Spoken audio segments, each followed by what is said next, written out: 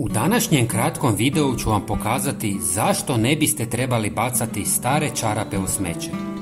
Vjerojatno većina od vas baca stare, izlizane ili pohabane čarape u smeće, ne znajući zapravo koliko su vrijedne.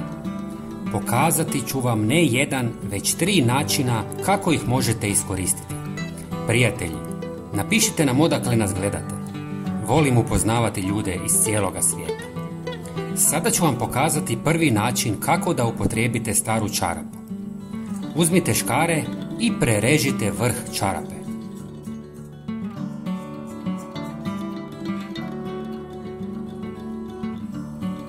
Zatim prerežite čarapu po dužini.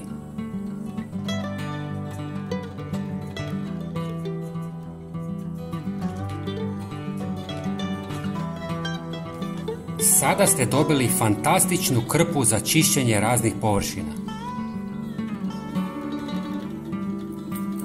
Možete prati kupaone, prozore, auto, pod i druge stvari.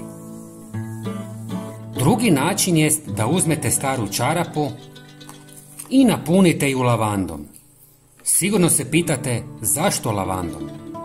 Lavanda je jedan od najboljih repelenata protiv moljaca, komaraca i drugih štetočina. Učinkovito odbija insekte.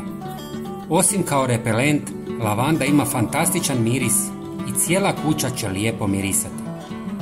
Osim lavande, možete upotrijebiti i mentu ili klinčiće. Kada ste napunili čarapu, zavežite ju kako lavanda ne bi ispala van. Stavite čarapu u ormar sa odjećom ili bilo gdje drugdje.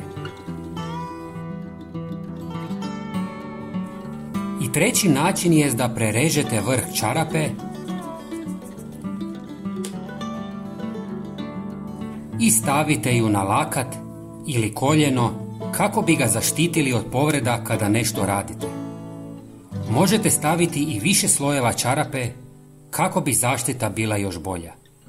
Na primjer, ako radite nešto klečeći, dobro će vam doći ovakva zaštita. Prijatelji, hvala vam što ste pogledali moj video. Vaša podrška mi puno znači. Ne zaboravite pogledati i moj sljedeći video koji se nalazi na ekranu. Hvala vam puno. Pozdrav!